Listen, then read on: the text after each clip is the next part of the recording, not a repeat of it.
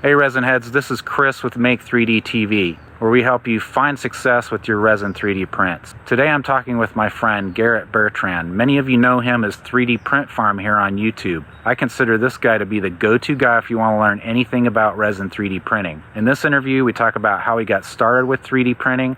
We also talk about how to make money, and he shares some information on dialing in exposure times and information on the new monochrome screens that are coming out for the newest resin 3D printers. We also talk about the most common issues with print failures, supports, and more. Okay, let's get this going. Let's make 3D.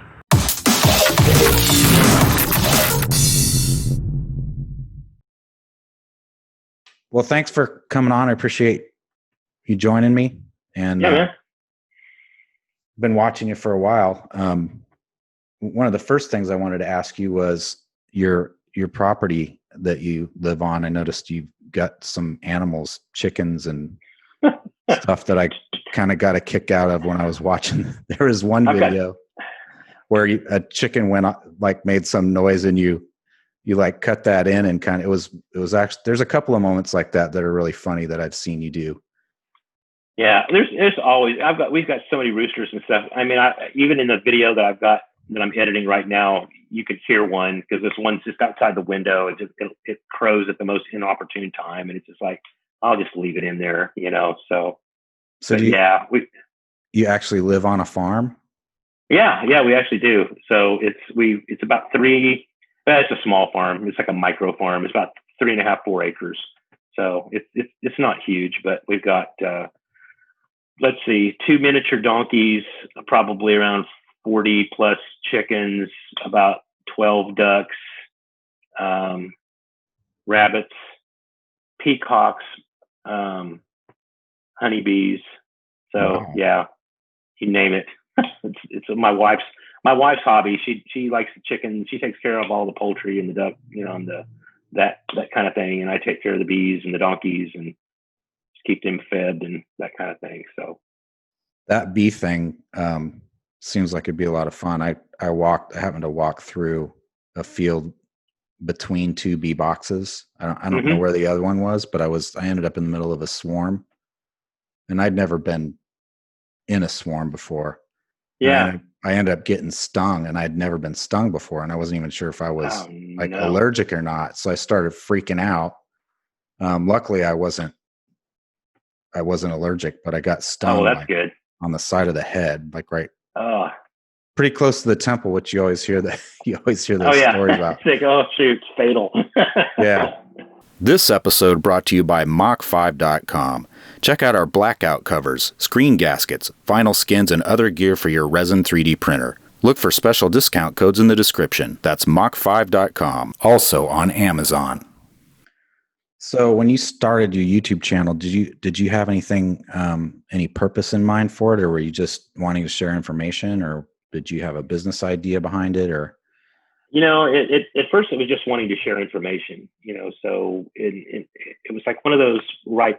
I think when I first started, it was starting with the Anycubic Photon, because I had bought one and it was based on, I ended up joining a Facebook group. It's like one of those things, I've had so many hobbies throughout my life.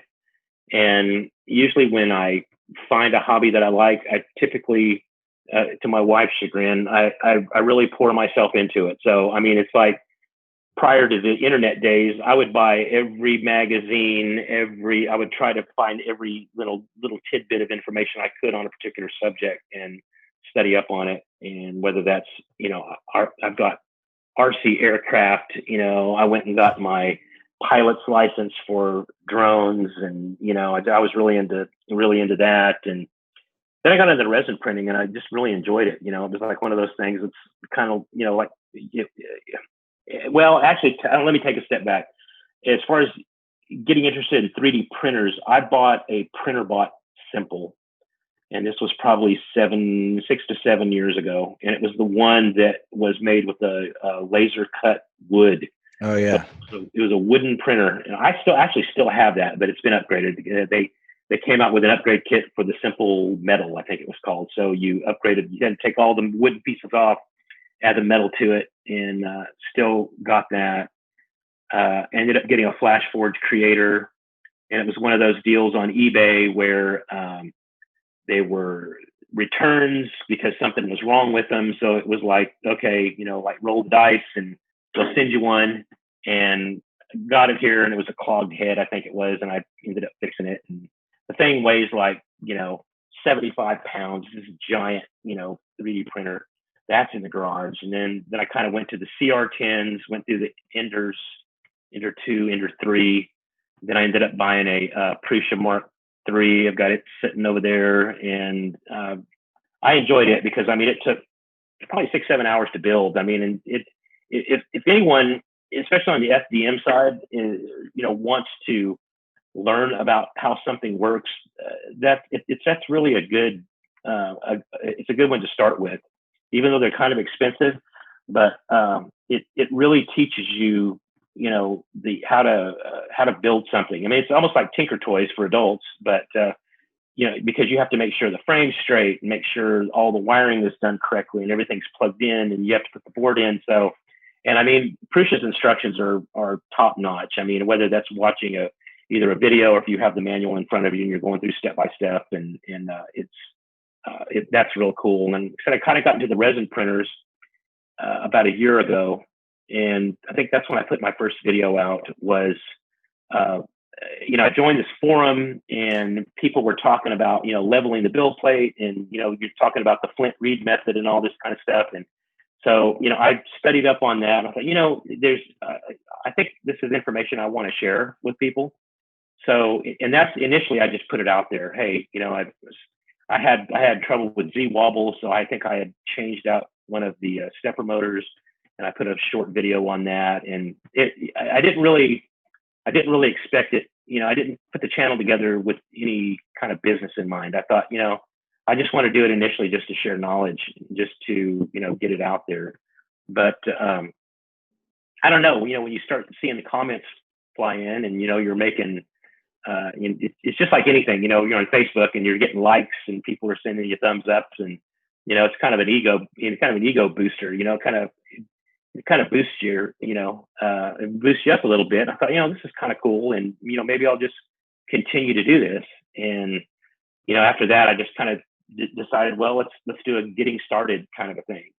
And when the Elegoo Mars came out, and I started doing kind of a beginning series, it was kind of cool because with the resin printers, it was kind of right on it was right when people were getting into them, and it's kind of like one of those being at the right place at the right time, because you don't really jump into it in the middle when everyone's got a resin printer video or everyone's got this.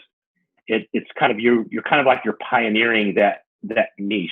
Mm-hmm. And that's what I try to when I studied a little bit more about YouTube, because I didn't really look into like how does people do how do they get subscribers, or how do they market themselves on YouTube. But it's really about the micro niche. You don't have to have a channel and talk about everything. I'd like to, but YouTube is one of those things where back when I was younger, prior to the internet, you either had to go to the library to learn about something, or you saw it in the back of a magazine, and it's just like you read a small article about it. But now with information everywhere, people go to YouTube because they want to learn something, or they want to be entertained. So, you got two choices. Do I want to entertain somebody, or do I want to teach? And, I like to teach, and you can do it. I think you can do it in an entertaining way that is interesting. And that's what I like. I like explaining stuff that maybe difficult, maybe it's a difficult subject, and try to make it to where it's fun, or it's easy, or people enjoy it, kind of thing. So I just started kind of rolling from there. And but I have to kind of ground myself, because I want to stay in that niche. Whether that's I've talked a little bit about lasers, and talked a little bit about the resin printers, and I kind of want to stay in that realm, of that kind of thing. I don't want to venture out into it's like I'm going to do a drone video or anything like that, because there's lots of drone videos, but you can see it in your when you put your videos out there, you can see what's popular and what's not. It's like, oh, that was a hit, or that was a miss, kind of a thing. kind of like fishing, right? Did you get into the 3D printing to print drone parts at all?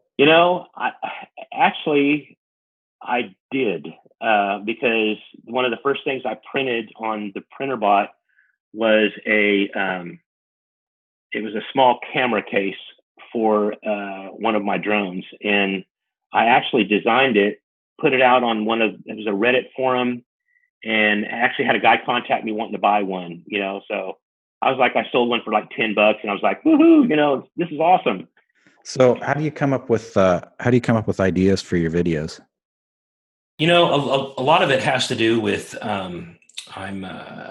I said, I'm on the Facebook forums quite a bit, and yeah, you see a common theme come up, with people having a particular question, and a lot of it you can see some of the frustration on some of the veterans that are out there. They're like, why do you keep asking the same question over and over? And typically it's, why is my print, why is it failing? I printed the rook, and I printed the cube matrix, and I can't print anything else. What's going on?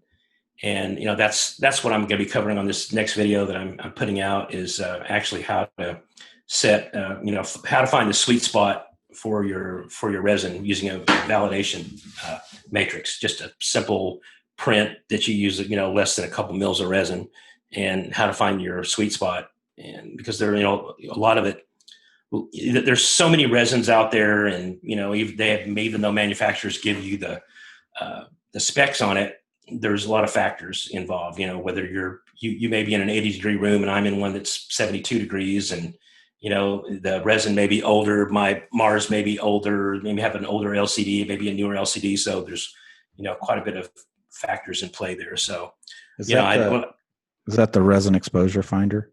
Is that? No, it's in fact, it's by the same guy. Guy's name is, I'm going to butcher his name. It's Vinicius Silva, and he's one of the guys on the Photonsters forum. But it's a little matrix here. I can hold it up to the camera there. So it's a validation matrix. It looks like it has like a little infinity symbol in the middle. And if you look real close in the center, there's like a point. And what happens is when typically when resin is overexposed, things get too large. So you blow a lot of detail out when the resin's overexposed. When it's underexposed, it's just the opposite. Things shrink. So especially if you're printing these miniatures and a lot of the detail, you start losing a lot of detail in your in a lot of your figures, like your noses, and maybe if there's a scar on one of your miniatures' faces, maybe the scar didn't even show up just because it was underexposed. And this basically works the same way, So this one particular one is, I don't know if you can see it from here, but this is a second and a half. So I purposely underexposed this so you can see between the 2 points, and I showed this in the video, that these 2 points, they don't meet. There's a gap in between. So it's typical of things being underexposed. So the idea is to try to find the sweet spot.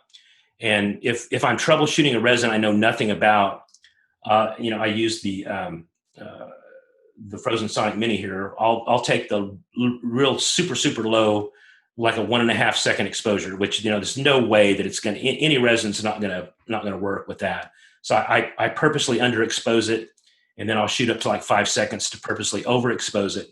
So I have an endpoint in I have an extreme on both ends, and then I hit in the middle, and then once I hit in the middle, I can kind of decide whether I want to go up or down, and then I just kind of adjust from there. So that's just one of those things where it's just to help people out. Resin's expensive. I know there's a lot of folks out there that do a great job with these using supports, and this is how to support your model. But unless you have your resin tuned in right, all the supports in the world aren't going to help the model unless your resin's dialed in right. And it's once you dial it in, though, I mean, that's like one of those things. Once I use the Srytech gray, and I know that it's 8-second exposure on my Elegoo Mars, then I know, okay, then the next bottle I get, I'm going to use 8 seconds. Now, 6 months from now, if I'm using 8 seconds and something looks squirrely, I'll probably redo it. I'll redo the resin, the calibration matrix again, just to see, hey, my LCD is a little older on this thing. Maybe it's going to take a second longer. Maybe I'll have to go 9 seconds on it versus 8. So it's yeah, I was going to ask you if you saved those in your profiles. I do. Yeah, I do save them in the profiles, and I use a lot of the Google Sheets in a lot of the Facebook forums will have these. I think Uncle Jesse started one over on the Photon group. I started one on the Anycubic Frozen group, and allow people to add their own. Which those are great. Those are what I would call kind of a almost baseline type good numbers. Starting point. It's a good starting point, and that way you don't waste a lot. Like I said, this uses less than 2 mils of resin, and it probably takes 6 minutes to print. So it's not long. So you don't have to sit there like the Amerilabs town that takes, 2 hours to print, and it's just this tiny little town kind of thing. And that, that works great. But, if you can print something in 5 to 10 minutes, why not? You can get a good idea of, where you're at. It doesn't use that much resin, and then you have it dialed in. So now for that, do you have to modify the firmware in the machine? Do you have to make you don't have to make changes in the G code or anything? No, just a straight. This is just a straight STL. Now I have used the other the one that, and I think the one that you're referring to it's developed by the same guy. He's got one that he just released it for the Sonic Mini, and I've been testing that. I haven't been real happy with it. It's not really that accurate. I've used the one on the Photon, the Elegoo Mars. It uses the same one. It's the one with the CVDDLP files, and you have to put the file in. You click a button, and it modifies the firmware so the build plate doesn't rise, because you want the build plate to stay on the vat. So you get multiple exposures, and then you pull them and you look at all of the exposures for all the different seconds. It'll go like from 2 to 20 seconds, and it'll expose like every second. And then you look at that and you kind of double the numbers, and it's a little bit kind of difficult to read. But I find this just is a little bit, for me, just in a layman, this is a little bit easier to use, because again, there's no supports. You just lay it flat on the build plate. Takes anywhere from 5 to 10 minutes to print one. And once you get it off, scrape it off the build plate, wash it. In fact, I don't even cure it. I mean, some people will go ahead and UV cure it, but I just want to look at it just to see, this one sucks, or I need to go to the next. I need to bump it up a second or two, or I need to go back a half second or something. So you have a different setting for each print then, instead of several different exposure. Yeah. Exposures for one print. Yeah, and just for the sake of the video, I printed. I did 6 of these. So, I mean, I went through and did anywhere from 5.5 seconds max down to 1.5 seconds. And then I did like one to about 1 second in between, and then just found my sweet spot from there. Now, I kind of had an idea of what it would be. So I mean, I could have probably gotten away with doing a couple of them, but just for the sake of the video, I wanted to let people see, it's like one of these. It's not an exact science, but it's a way to get really stinking close to what you're doing instead of guessing, because, it's a crapshoot. Because, I mean, you say you can get a bottle of Ceratec resin, and I've got a bottle of the Ceratec gray here. I mean, this stuff is really good. And, you'll go to the website and it'll tell you it's 8 seconds. You need to use 8 seconds, and that's the number that you need to use, and this and that. Well, I tested it. It's like 6.5 seconds from one of my printers. So it's like, well, let me try the 6.5, and stuff prints great. So again, it's like, it's nothing against Ceratec. It's my environment that I'm in. I said my house is 72 degrees. I have zero humidity. Well, I say zero humidity, very little humidity in the house. One of my printers is fairly new, so the LCD is fairly new. This monochrome screen on the Frozen Sonic is real hot, and so you're going to have to, it cooks this resin real quick. So it's, again, it's one of those things. I don't really trust the numbers that a manufacturer will give me, or even the Google Sheets. I need to use it. It needs to be it needs to be adjusted to you, to your printer, to your environment, because like I said, some of these guys have stuff out in their garage, and it's gonna be different. It may be a second or two, and you want them to get it right, because it wastes your time, waste your resin, and especially when you're printing some of these prints that are 10 hours, and you get up the next morning and you come in there and you see these stinking supports hanging from the build plate. It's not cool. It's like, no, this is not cool. What happened? And do you have any advice for the clear resins? Like, how do you notice anything about the clear resins that makes them completely different from the others? Yeah, usually the clear resins. I've got some. I just got some Ceratec Smoky Black. It's a really cool resin. If you ever looked it up, it's called Smoky Black, and it's almost a dark, semi-transparent purplish looking color, and it's really awesome. But it's tricky. I mean, as far as the exposures are concerned, because since it almost has a glass-like structure, when you're using like the Frozen Sonic Mini, that you have a UV matrix that puts out so much light, you get a lot of scatter effect, and the scatter effect is typical with prints that are overexposed. So usually when you use resin like this, that's heavily pigmented, that is more of a solid color, it's a little bit easier to print than the transparent ones. The transparent ones can get tricky sometimes, and that's important to use these as well. Right. Because you're going to almost inevitably get some type of failures when you're printing any of the crystal clear stuff. And don't have a lot of experience with the clear resins, just simply because I don't have time to deal with them. I understand. Understood. And it's like one of those things too with the clear resins. A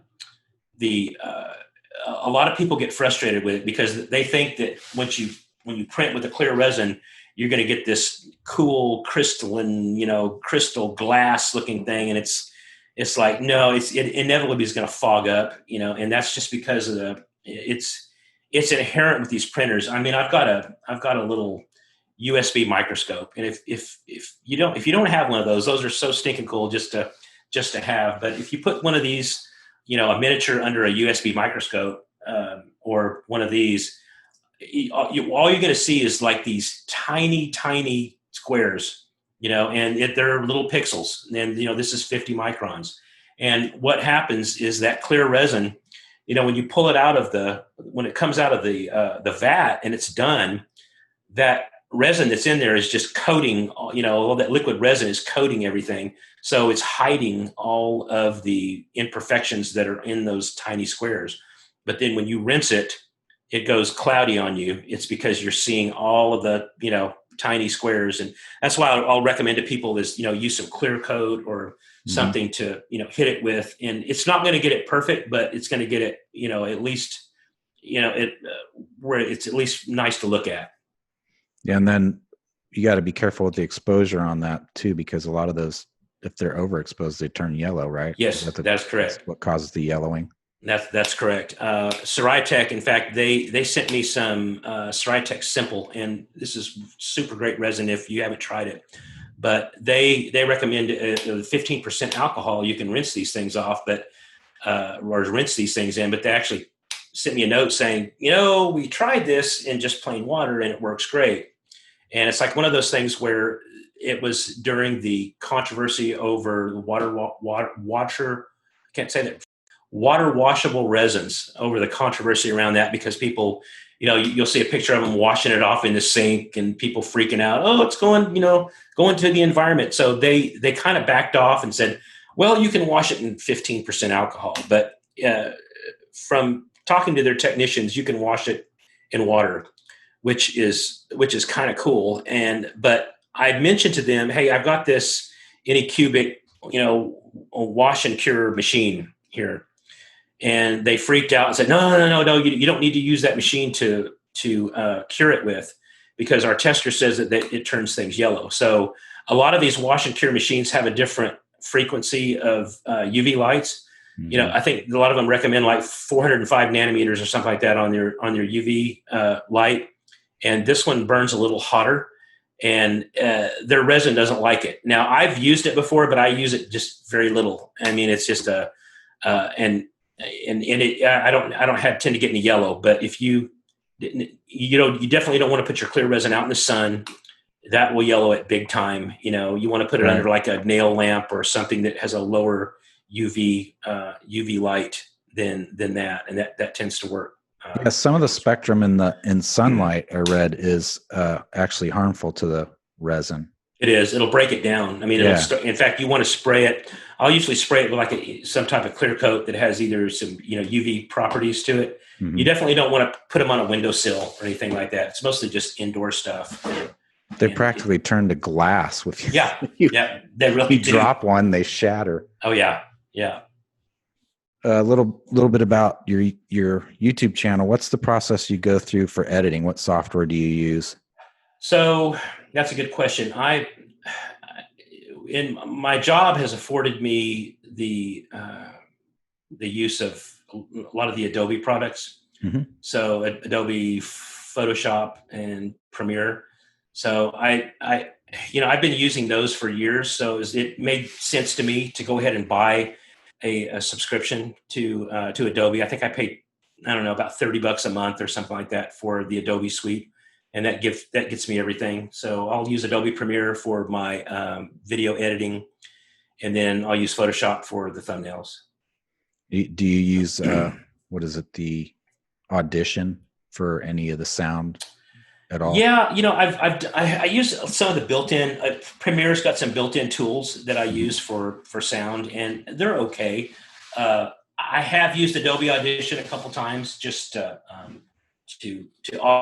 edit some of the video, but it's one of those things that I need a better microphone, and because my camera microphone is a little bit different than the audio that I'm using with this USB microphone, and so I find myself trying to fight with, okay, this has too much treble. I need to add some bass in there, and so I want to try to keep things consistent. I mean, I've got a lapel mic, and I've got what is it called? A Zoom. I think it's called a Zoom. It's actually an audio recorder that you can record all of your audio on this, and then while you're shooting your video, and then you just do an overlay. So it's kind of like the old days when when they would do the film and they'd have the clap. The clap. Yeah. And you could do that to kind of time where your sound comes in at. But it's like one of those things I don't want to mess with. I got one of these Tascam things. It's a lapel mic to a little digital recorder thing. Oh, no, that's cool. Same thing. Pretty cool.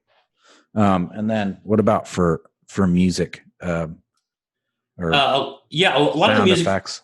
Yeah, I'll use something called Audio Fox. It's a, YouTube has a library that you can get a lot of free music from, and I tend to really focus on, especially if your channel's monetized, you don't want to use any music that is you're going to be infringing on any copyrights. So I'll try to get music from YouTube. I think it's Audio Fox. The same kind of deal. You can go out and as long as some of the videos they'll want you to give credit to the artist, you have to put it in your description. I've done that, and there's quite a bit. I mean, there's quite a bit. The YouTube, I was really surprised the way the YouTube library is set up, because they try to theme some of their things, whether you're looking for a dark theme or a happy theme or something like that. The ones that I use for the theme that I use for my outtakes is that kind of knee slapping country type tune. It's called If I Had a Chicken is the name of this song. And I don't know why it's kind of funny, but I mean, that's the one I use. And I found that on the YouTube library. So I use that for my outtakes. I love the outtake part. Oh yeah. I was, I think when you make fun of yourself, that kind of adds to it. I get a lot of comments on folks that I'm sure a lot of them will just fast forward to the outtakes. I could totally relate to you doing one take after another and screwing up when you're like trying to pronounce things or whatever. I totally can relate to that. Yeah. Did you do anything? Did you have any special tactics that you used to grow your channel? or did you just try things and see what worked, see what stuck to the wall? I think the one thing that helped me grow the channel the most was try to hit all these different Facebook groups, and that's because that's where a lot of my traffic came from. So I would hit all of the fantasy miniature groups, and I would hit all of those. I would hit all of the and if you make your video generic enough, so if it's not so specific, so you don't want to do, like, I wouldn't want to do just one on the Mars, even though it's, when I first started, it was like, that was where I felt like I needed to be. But if you make it generic, like the one that I did here is on the resin exposure, it could be for any resin printer. Mm-hmm. So in that case, that opens up a potential. So I'm going to post it over in the Peopoly forum. I'm going to post it in the EPAX forum. I'm going to post it in the Elegoo Mars. I'm going to post it over on any cubic site. So you're broadening your audience. And I'll like I said, I'll stick that video out there and say, hey, I threw this together. Hope you guys like it. This is to help you, try to hone in on your resin exposure time. And you if you look at the right after, and you'll look at all of your analytics in YouTube, and you'll see that there's a big spike in some spots, and then it'll start rolling. You'll get notifications. Hey, your video got shared 60 times. And sometimes it gets shared to the same forum, but sometimes it gets shared to other forums. Or I'll get a note from somebody that is over a Reddit forum, say, hey, will you post videos out on a Reddit forum? And I get a little bit of mileage on Reddit, but not because not everyone has Facebook or uses Facebook. So Reddit is another good forum to post to. And how do the people in the Facebook groups receive your posting to the groups? Do they think they're helpful, or? They've for the most part, they've been, really helpful. I mean, I've really haven't got any hate mail or, anything like that. I don't try to overstep my bounds, mm-hmm. So there's ways of discussing a topic where you can stay kind of like Switzerland, where you don't really pick a side, and where maybe you're explaining something and says, there's 25 ways to do this, but this is the way that I like to do it, and because I don't say that it's not my way or the highway. It's like, hey, there's all these different ways to do this, but this is how I choose to do it, and this is why. Well, you're an idiot. No, yeah, exactly. And they will. They will. Someone inevitably will come up and, well, I tried it. And I mean, there's a lot of times that, especially on your channel, you'll get comments of, it doesn't work, and this is stupid. You told people to use latex gloves and not nitrile, and you're going to grow a third eye and all that kind of stuff. It's like, okay, and that's one of those things that kind of brings you up to the topic of thumbs down comments, or a thumbs down on the video. I really had a hard time when I've got my first thumbs down, because you kind of wanted to know, who is this person? Why are they doing this? How did I wrong them? But it's part of the game. There's just a certain percentage of the population that are just grumpy. They are. And what people don't realize is, whether you get a thumbs up or a thumbs down, it's still a good thing in the eyes of YouTube. It's an interaction. Yeah. It's an interaction. So, I try to keep my videos around the 80 high 80 to 90s, in the 90s, in the 90% as far as likes to dislikes. And there's a couple of them. I think I ticked some people off when I removed the fan from one of my Anycubic photons. It was like, hey, how to get rid of resin smell. And I just deactivated the fan. I deactivated the fan. So, and I just got beat up over that. Oh, you don't need to do that. And, because there's a fan there for a reason. And it's like, no, I've talked to all these guys that have torn these photons apart, And it's like that fan serves no purpose but to just blow resin smells into the room. So I went in and I clipped the wires on it and took the fan out and put a plug in it. And, it's just like the Mars here or the Mini. There's no internal fans inside of the box. They're all outside cooling the UV array. And it really serves no purpose. I think when these manufacturers started putting these things together, I think they had an engineer in there and said, hey, I think it'd be a good idea to put a ventilation fan in one of these, but they don't really serve a purpose. So there's no issue with overheating or anything. No. Huh. No. I always had a hard time understanding what the airflow was and where the air came in and where it exited. I guess up to the bottom typically and out the back, right? Yeah.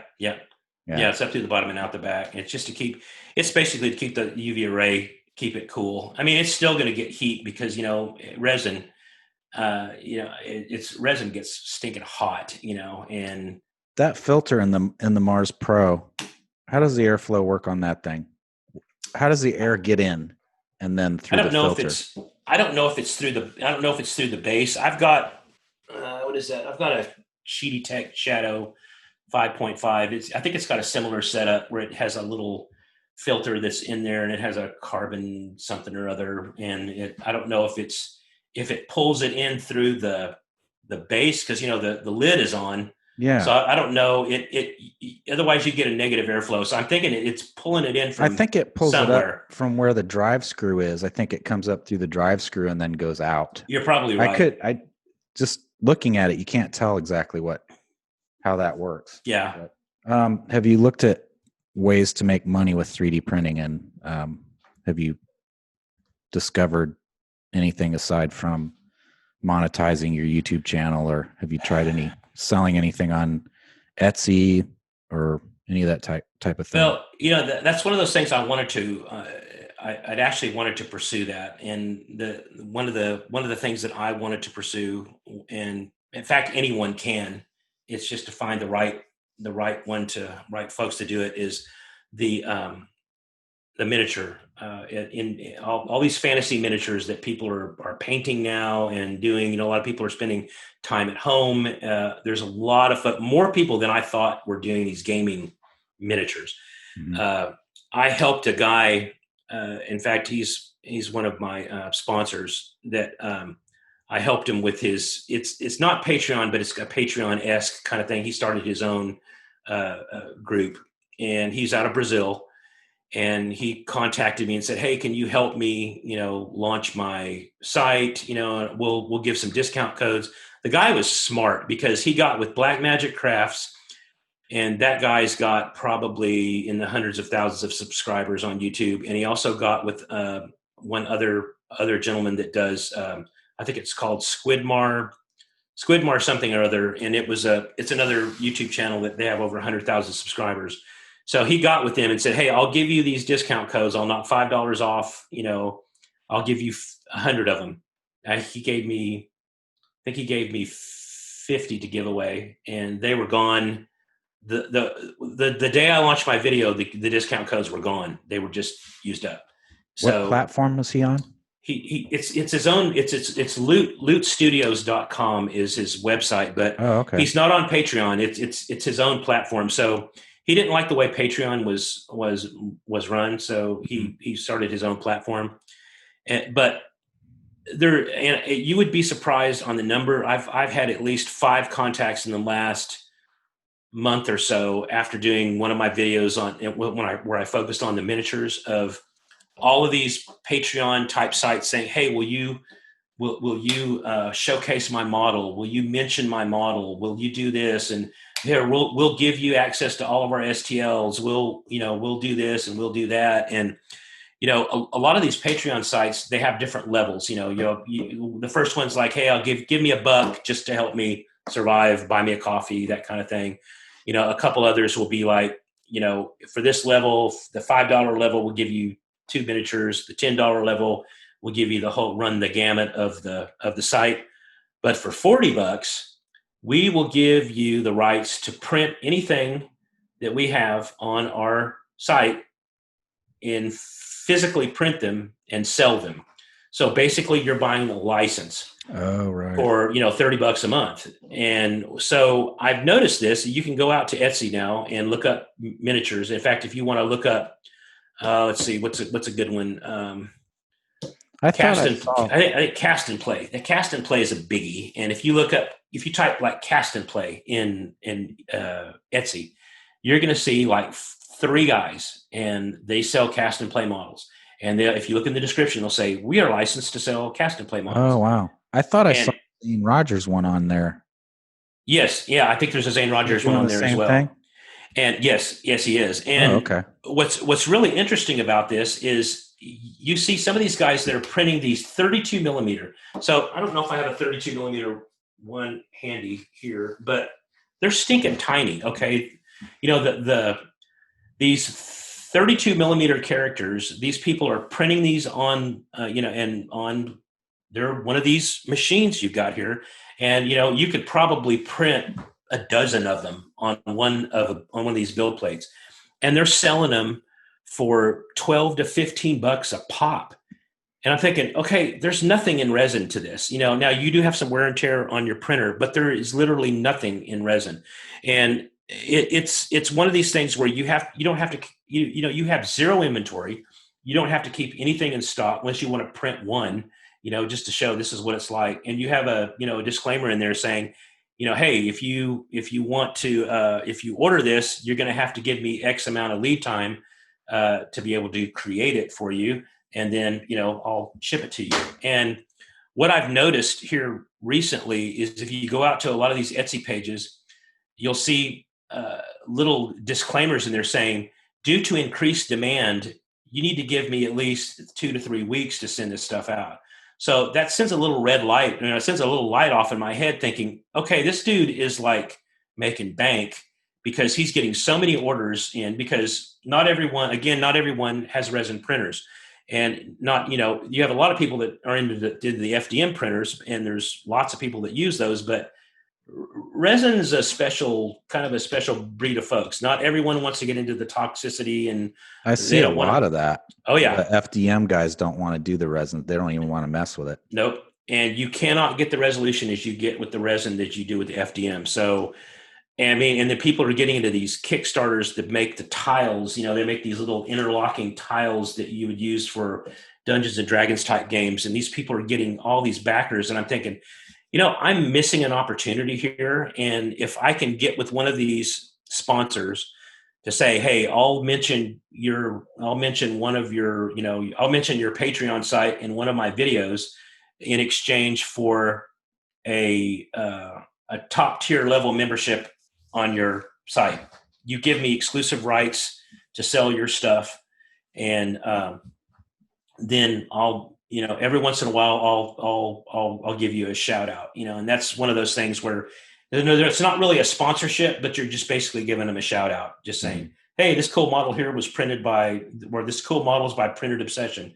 You can find him over here, and I'll post a link in the description below on how you can find his stuff. And they go crazy over that kind of thing. And it's like, okay, if I'm doing that, and I'm mentioning Soraya Tech, and they're sending me free resin because I'm mentioning their product.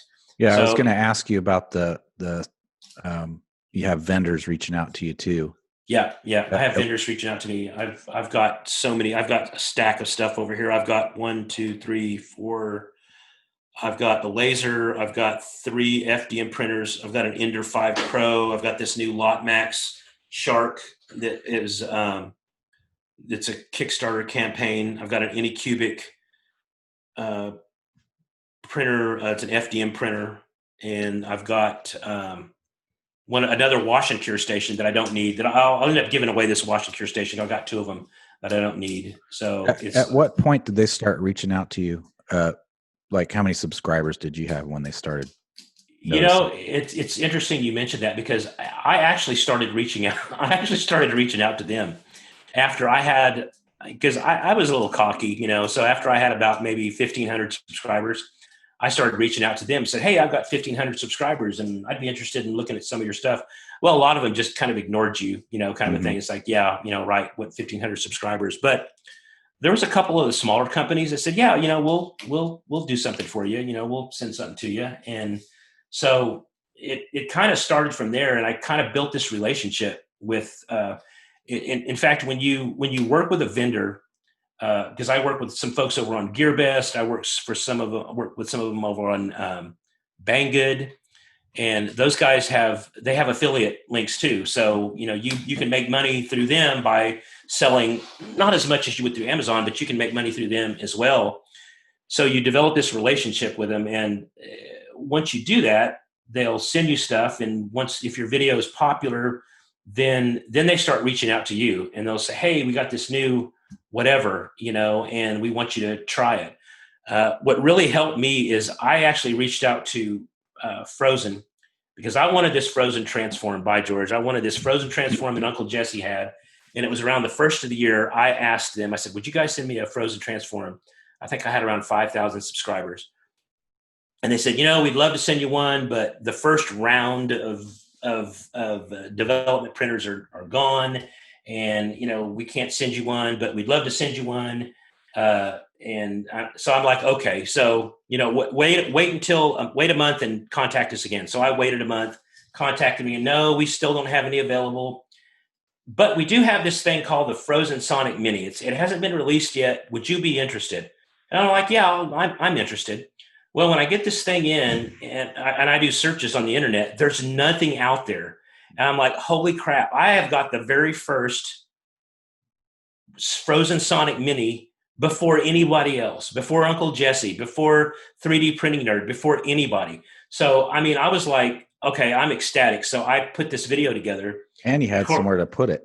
Yes, exactly. And then when I put it out, it's like, then stuff started to explode. It's like, okay, then I'm getting Uncle Jesse contacting me. Hey, I got one of these Frozen Sonic Minis. How do you put the build plate on? Because it's not real intuitive how to put the build plate on this thing. Mm-hmm. So he's contacting me, and and then of course he puts a video out, and then of course he gets like 10 times the views that I did. But Big First is a big deal, because that plays into your YouTube algorithm. Is when you and that's a big deal when you do a search in YouTube.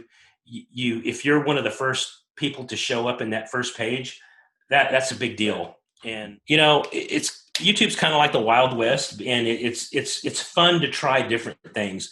That's the beauty of this of having a YouTube channel, is you really can't do anything wrong. It's like what you really want to do is, when you're making your videos, you want to try to be at least 1% better with every video you do.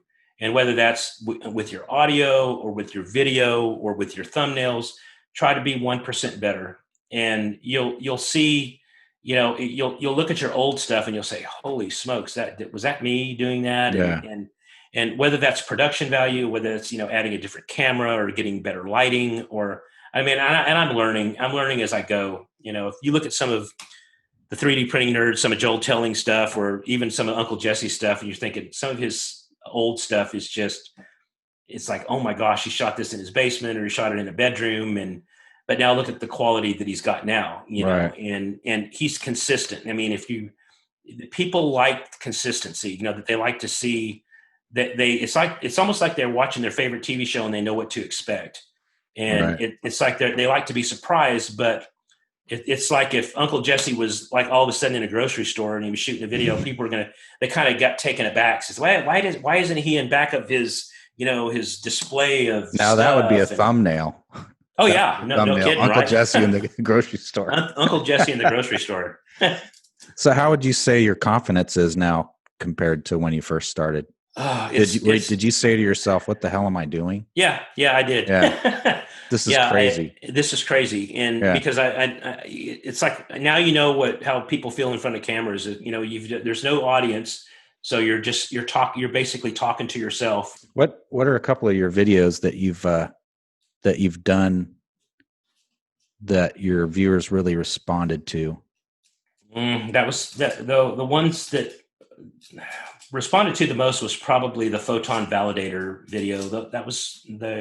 I did two surrounding that one. The one I did 9-ish months or so ago got a lot of views because it was one of those things that people really needed it, but they didn't know it was out there. It was like, because they were used to putting a print in Chi2 box or whatever, putting a print in Chi2 box, and it's like, okay, I'm going to add supports, I'm going to add auto supports, and I'm going to print it. And now the arm of the knoll or the arm of the troll, it didn't print. So I thought I went through and did it, but this photon file validator, it would go through and it would identify each and every layer and find out the spots on that layer. It's like, hey, you got a spot here and it's more than 3 pixels deep, and it's not going to print. No matter what you do, it's going to fail.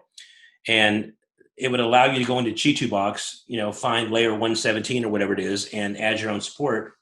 And people really dug that. I mean, they really got into it. And when I initially explained it, it was like one of those things where I missed some things. So I went back. In fact, I got in touch with Zane Rogers and says, "Hey, dude, can I use one of your prints?" And it's like, "Yeah, let me send it to you." So he sent me one of his, I think it was an Oni mask. So these Japanese masks. And I stuck it in Chi2 box, and I did kind of an updated version of that. And that got a lot of hits too. So it was like one of those things where people are really, really interested in the support side and how to fix stuff. Any kind of tips and tricks that is kind of groundbreaking that no one else uses, those tend to really do well. I mean, especially if no one's either heard of them or I know Uncle Jesse, when you had mentioned earlier about making money, the way he made, he had a video where he made $18,000 on Etsy. And the funny thing is, it wasn't anything that he invented. I mean, it was, right. He found a guy over on Twitter that created this Xbox gizmo that fit over an Xbox controller that allowed you to, be more effective in driving games. And he got with the guy and he did it the right way. I mean, he didn't steal his idea. He went with the guy and said, "Hey, I'd love to print this out. I'd love to do this, but, I need your permission." And somehow the guy, I don't know what kind of a deal the guy worked out with him, but, Uncle Jesse worked the deal out and he put his FDM printers to work. I mean, he just started printing these things and he still makes money on Etsy today. I mean, he's got one for PlayStation controllers now, one for Xbox, and it's just a little plastic gizmo with some skateboard bearings, that looks like a little steering wheel that you can use for your thumbs. And he's probably printed so many of them, he can just crank them out now. Yeah, he just cranks them out. What to do. Yep. And that's what he suggested. I wanted to ask you, did you coin the term islands on the photon validator thing? I don't think so. I mean, because you were the one that I learned about islands from. Okay. I don't know if I coined that phrase or not, but I don't know. And it may have been mentioned in one of the, I'm not going to take credit for it. Let's put it that way. Well, that made everything totally make sense the way you described it. It was like, oh, islands. So that makes a lot of sense. Yeah. Oh, which printers do you have that are your favorites? FDM or resin? Let's do resin. Let's do resin. Probably the Frozen Sonic Mini is my favorite so far. And the reason being is it's because it's so fast and it prints stuff so good. I think every resin printer needs to have a monochrome screen. That's my opinion. And that leads us into the next question, which was the monochrome versus RGB. Mm-hmm. You and I had a little conversation about that. You want to explain why the monochrome screen is better, aside Sure. from it printing faster? Well, when resin printers started out, and like when the Anycubic Photon, even before that, the advent of the DLP resin printer used RGB screens. Most of these screens were actually surplus cell phone screens, and they were built to a certain specification for a cell phone. And the RGB screens, they have their advantages. I mean, the one advantage is they're cheap. They're very inexpensive. So when an RGB screen goes out, which is quite common if you're printing a lot. The replacements are $25. You can replace an RGB screen, and it's some of these printers are not that difficult to replace. It's basically just removing some tape and then unplug something and pop the screen in there. But again, that's kind of a hassle. The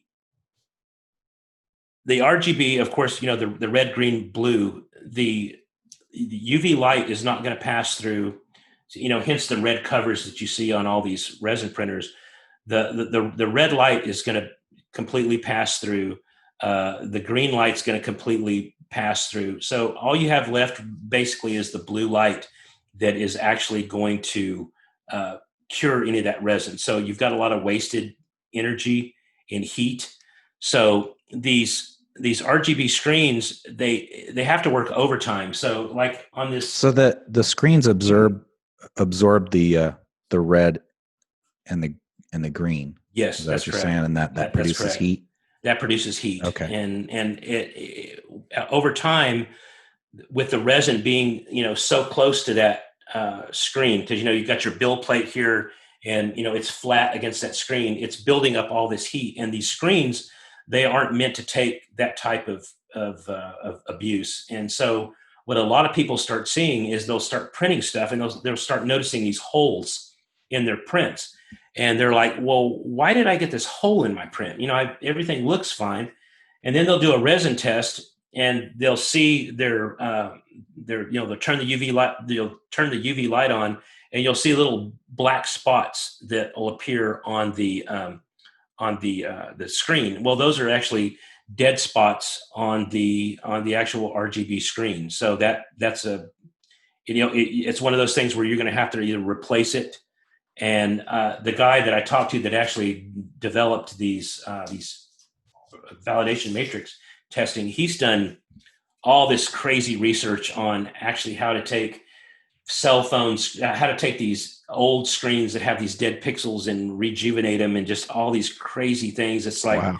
Dude, why are you doing that? It's just got kind of a recyclable kind of a thing. But with monochrome screens, I mean, it's kind of like the black and white televisions that we were kids. It's the light is either on or it's either off.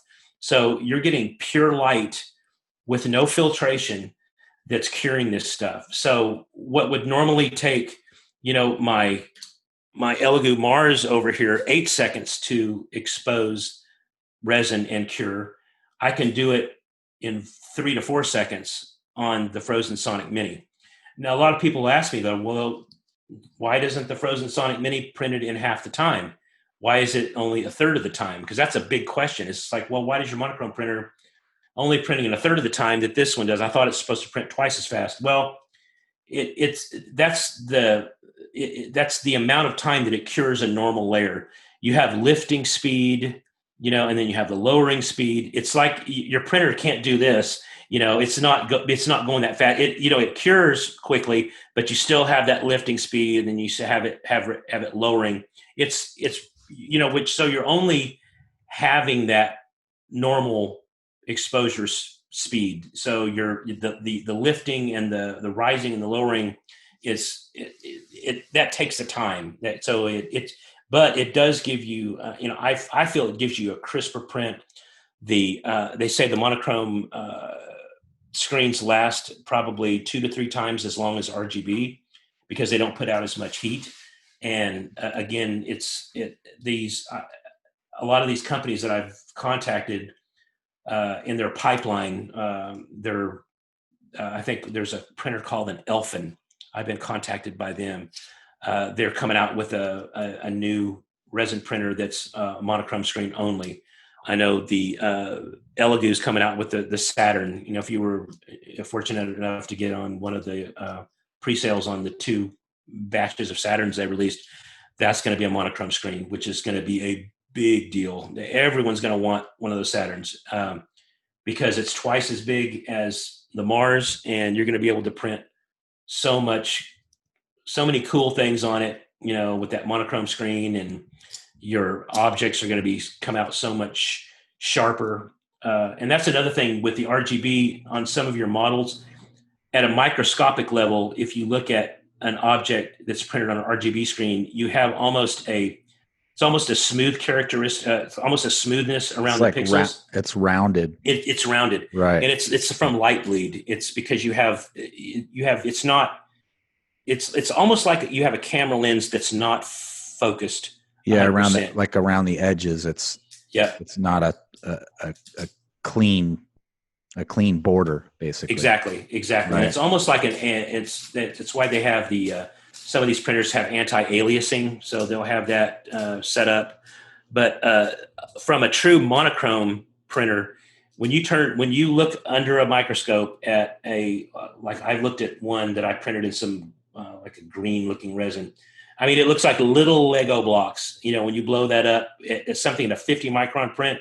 It looks like teeny tiny Lego blocks, and all of those blocks are just sharp and crisp compared to one from one of these other ones. I mean, they're fine, but I mean, if you put them side by side, there's really no comparison. There's no comparison to the quality that you're going to get. So you get longevity, you get a better quality print, you get less heat. The downside is at first they'll probably be more expensive because they're not going off of a surplus of cell phone screens. So these all have to be made over again. So when the supply, it's your classic supply and demand. Once the supply gets up, and you'll see a drop in price with them. But shoot, they last a long time. So, and I think that's the trend. I think that's where everyone's going right now, and that's where it should go. Is go all monochrome. I wonder how they keep the black, they keep the black pixels from getting hot on the monochrome. That's a good question. I wonder if it's like a one-way mirror type situation. It could be because I know they use a matrix.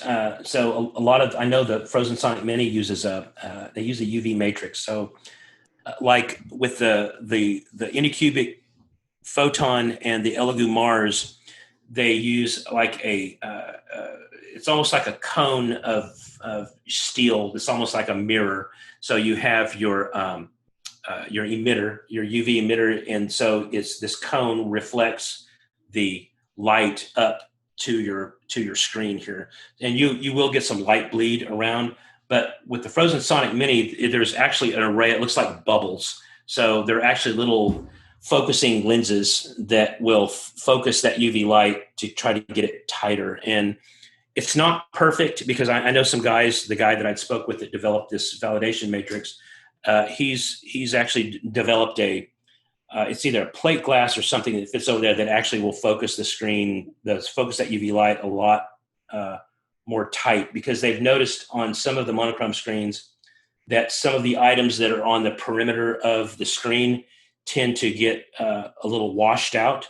So it's like most of your area is concentrated right in the center, but as you get around the perimeter, they don't print as well around the perimeter. So if you're right on the edge, and it has to do with light bleed from those UV matrix. What are the most common print failure issues that you see? Most common print failures. Most of them are that I see probably deal with underexposure. And let's talk about the first one would be your bottom exposure layers. So those first layers that stick to the build plate, those would be your bottom layers. And typically they should be around 10 times whatever the normal layer is. So let's say you have an 8-second layer, you want your bottom layers to be around 80 seconds, which may be a little on the hot side. But basically what you're doing is you're cooking that layer on the build plate so it sticks. So, depending on, I've seen people do 2 or 3 layers, which that's not near enough, and a lot of it has to do with maybe their build plate is not level. If your build plate's not level, then you're going to have some delamination on that plate. So your print's going to fail. But the more layers that you get cooked on there, let's say it's 5 to 6 layers, 7 layers, you're going to get a better stick. So that's one of the first things I tell people to look at, is that if if your print is failing, if it's falling off, you'll see prints that, let's say this is the build plate, and you'll see this, and you'll see a print that looks like this. It's just kind of hanging there. Okay, well, that's because they didn't have enough bottom layer exposure to really get that to stick well. In fact, there's a company that sells resin away, and I can't think of the name, the company that sells it, but they actually sell a resin. It's kind of silly, but they actually coat the plate with this real high curing resin, and what it does is it makes stuff stick really, really strong. And I never really liked that stuff, just because I don't want to have to take a chisel and try to get the print off. And that's another thing. If it's really, really stuck on there, maybe you should start backing down on your bottom layer exposure times. Again, underexposed prints are going to cause delamination. So what I mean by delamination is when you're printing something and, you've got your print here, and you start doing this thing where you're not the layers, because your resin prints are built by layers, maybe 1,000 layers tall. If those layers don't cure like they're supposed to, they won't stick to the layer underneath it. So the layers will start to delaminate, and then you'll start getting these things your print will start separating and pulling away, kind of like an FDM printer. If you don't have your bed leveled enough, and you'll see your print start to delaminate between the lines. It's the same difference. Again, you'll start losing details in your print. They'll print these miniatures that are 32 millimeters tall. And like I said, it's like, why are the eyes missing? Why are the glasses gone? They almost look like they're starting to melt. Yes. Yes, exactly. Lack of detail or whatever. Yeah. Lack of detail. Yeah. And it's because, on the spectrum, if you are underexposed prints have smaller than normal detail, overexposed prints have larger than normal detail. So, if you're printing really tiny stuff and they're underexposed, you're losing a lot of detail, and, a lot more possibility of failure, I guess you'd say. And then supports are another thing. There's 1,001 ways. That was my next question. It's 1,000. There's 1,001 ways. 1,001 ways to do supports. I mean, there's a guy out there. What is this YouTube channel? 3D Printing Pro. I guess he's an attorney or something like that. And a lot of people like him. A lot of people like his stuff, and he has some real unorthodox ways of supporting stuff. And some of them are really cool because he tries to use the fewest amount of supports with the least amount of contact points. I've seen that. Yeah. And you pull stuff apart because you don't want, that's really the sucky thing about resin printing is you get your prints cleaned up. You've got these little nubs, and inevitably it always happens to me. I'll cure something and I'll go back and I'll miss something. And it's like, oh crap, I missed a nub. And you go with your little nippers and clip it off, and you end up leaving a divot in your model. So it's just like, oh, this is stupid. So inevitably what I'll do is I'll get like a needle. I'll just dip it in resin just to get like a little droplet of it and put it in the divot, and then hit it with a UV flashlight, and then it's gone. And then maybe a little sandpaper if you need to. So if you want to get real picky about it, a lot of them is just like, I'm just throwing these things together, and, I'm not going to be doing any, painting them or anything. So if it's hidden or something like that, that's one thing. But supports, you could do an entire episodes on supports. Well, this guy's got a whole channel on supports. I know it. He does. Yeah. I mean, and there's a couple of them there's a couple other guys that are coming out with supports. In fact, that's another way to make money. If you're good at supports, you can pretty much hire yourself out as a support guy. And a lot of these Patreon folks that sell these miniatures, they are people have asked them, hey, we want our miniatures supported. We're paying our $10 a month, and we don't want to have to work at it. We want pre-supported stuff. And so I've actually been approached by a couple of folks saying, hey, how much would you charge us to support all of our models month to month? And I'm like, dude, I don't want to have anything to do with that. I don't know. Well, you got different printers that the supports are going to work on some printers and they're not going to work on others. Exactly. So you got to choose the lowest common denominator. And I've seen too many nightmares of people come, because inevitably what happens is this, it's happened with some of the folks I've worked with, is people come back and it's like, oh, it doesn't work. Your supports don't work. So now they're having to, it's like, well, it worked on my Mars, but it didn't work on my Photon. It didn't work on my Longer. It didn't work on this. And so people are freaking out. And then now you've got the owners of the Patreon having to second guess themselves, saying, well, did I pay this guy to support my models? Is it the right way? Is it the wrong way? And it's like, there's so many factors, it's just like, well, is the guy, what kind of resin is he using? Is he underexposing his, probably more than likely he's underexposing his prints. And when he did that, his prints are failing. And, it's not like printing the Rook. It's, there's a reason why it's doing that. And, but I'm not going to get into that gig because that takes too much time. I think I saw one where a guy had bought a model that was pre-supported and he was trying to figure out how to remove the support so he could add his own or to add extras or whatever. Yeah, it depends on how the file type is saved. If it's saved as a particular file type, a lot of folks, they'll allow you to go in there and remove the supports. Oh, so like if they save it as a Chitu box project or something, then they can do whatever they want with it. Yeah, once they slice it, and if I've tried to open files that are sliced and you get that grainy looking image, you're thinking, what the heck is that? It's because you've opened a file that's already been sliced and there's really nothing you can do with it. Right. Now, a lot of people get into this Prusa slicer, which is, it's one that the guy put out with Josef Prusa. They developed their own resin slicer, and the supports on those, I haven't played around with it as much as I'd like to, but they say the auto supports on the Prusa slicer is not bad. Yeah, I use those almost exclusively, and they're actually, they're really good. I hear they're better than Chitu box. So you can set like a minimum contact point and a minimum depth on with the Mars Pro in Prusa, and it'll work. You have to bump them both up if you're going to use a regular Mars. Okay. But it works really well. Nice. I'm going to have to try that.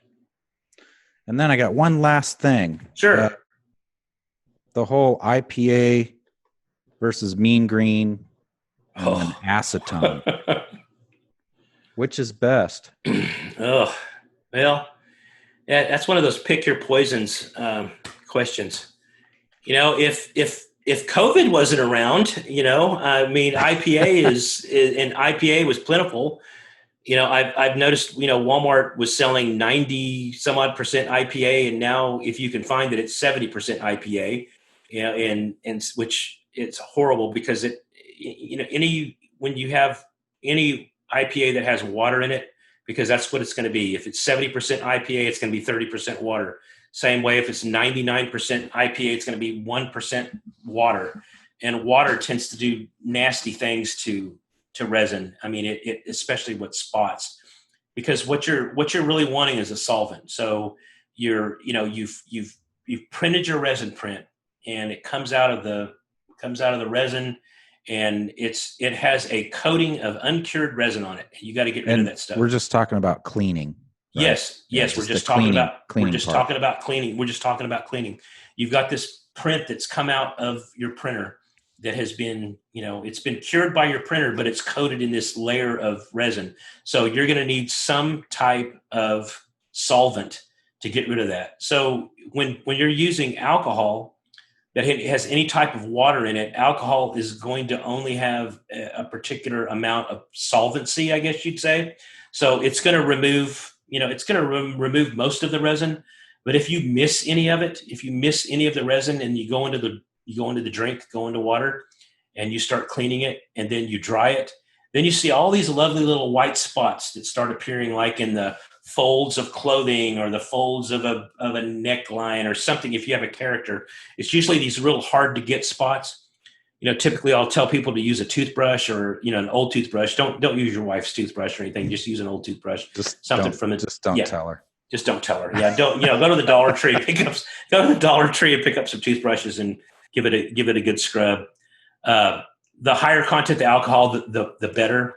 The mean green again, the mean green's a solvent, right? So it's going to work to some extent. I've noticed that when mean green is heated, it tends to work a little bit better when it's not cold. And you can heat mean green, and I usually use. I've got it over here. It's a digital ultrasonic cleaner that's got a heater built in, and I'll normally set it to about 50 degrees Celsius, which is a little on the warm side. But stick the mean green in there, let it come up to temp, and what's nice about it, the heated ultrasonic is usually the supports are so flimsy they'll fall right off. You got that nice heat. They're almost like rubber. They are. They come right off. Yeah, they come right off, and it's awesome. And you could pretty much use any type of cleaner. You could use mean green. I wouldn't suggest using alcohol because of the inherent cause or inherent issues with not open flames. But you don't want to heat alcohol up. I'm not going to be responsible for that. Especially acetone. Acetone's a big no-no. Now I have seen people use acetone. Acetone is a great solvent. It's going to clean stuff really well, but the downside of acetone is the fumes and the flammability of it. It's going to be, you don't want to smoke around it, or you don't want to have it around any open flames or anything like that. Most of it's just the fumes, and it evaporates so stinking fast. I mean, you almost have to dunk your print down in acetone, and if you're going to wash it, you'll need to really scrub it while it's submerged, because as soon as you take it out of the acetone, I mean, it evaporates just like that. That stuff will evaporate right out of the can if you leave it. Does. It does. You leave the can open. You go out there and it's gone. It's gone. Yeah. Exactly. Yeah. So, and I understand why people are doing it, because they're I mean, COVID has actually eaten into our hobby. You can't find nitrile gloves. You can't find any type of solvent to clean, things with. And people are frustrated. They're like, if I could come up with, a cleaner that I could market and sell, I'd be a millionaire now, especially in this. Let's talk. World. Let's do it. Did you see the guy that was on one of the groups saying, I managed to distill 99% alcohol just for cleaning his prints, and I'm like, yeah. But what's the advantage if you can buy 90%? I mean, what's the difference in a 10%? I didn't get that. Yeah, exactly. It seems like a lot of effort to go through to try to get almost pure alcohol. Oh yeah. To clean something. And this kind of getting back to my crazy hobbies, I'll find an interest in something, and I keep getting these newsletters and these spam emails, and it's probably because I've signed up for something, but these copper stills. So it's a copper still to make your own whiskey, it's make your own moonshine at home. Mm-hmm. And I went out there the other day just to check it out, and they are like sold out of all these, and they can't make enough. I mean, it says there's a backlog of people that want stills, and it's not for drinking; it's to make alcohol. For hand sanitizer. And it's just like, it's nuts, because you can make it from corn, or whatever kind of grain that you got. You just basically go down to Walmart and get a 25-pound sack of sugar and just make your own moonshine, but you could use it to clean whatever. Right. But but I use Resin Away. Like I said, I've got a bottle of Resin Away up there, and they're I think the folks are out of Australia, and it actually works really, really good. I mean, I've got the same it's probably a quart of Resin Away. I've used it for the last 9 months, and it just doesn't doesn't go bad. I mean, it just keeps cleaning and cleaning and cleaning. And I mean, I use it in the ultrasonic. You can heat it up, and it's not toxic, and it's not flammable, and it just works. And I'll heat it up and put my prints in there, run them through the ultrasonic, and then run them underwater, and they're clean. I haven't had any trouble with spots whatsoever. Now, how do you dump the stuff? Do you let it evaporate just like you would anything else? Yeah, a lot of times if you're dealing with mean green, or you're dealing with alcohol, if you have it in a container, if you usually I'll take it outside in the bright sunshine, and the resin that's in solution will usually, it'll become active. It'll cure in solution, and then it usually settles to the bottom. So you'll have this kind of thick layer of pudding sludge at the bottom. So if you leave it out there long enough, not long enough to evaporate, but if you leave it out there long enough and you're careful, you can pour off, the stuff that's at the top. At the stuff that's at the top, and then reuse it. So you can reuse it, a couple I didn't times. even think about that. Yeah, you can reuse it.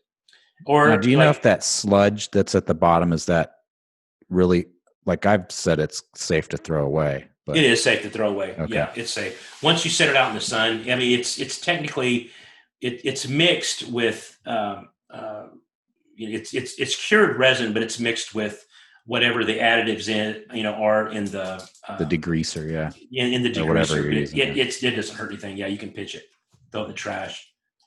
All right. Well, that's all I had. I appreciate you coming on with me. Thanks for your time. No problem.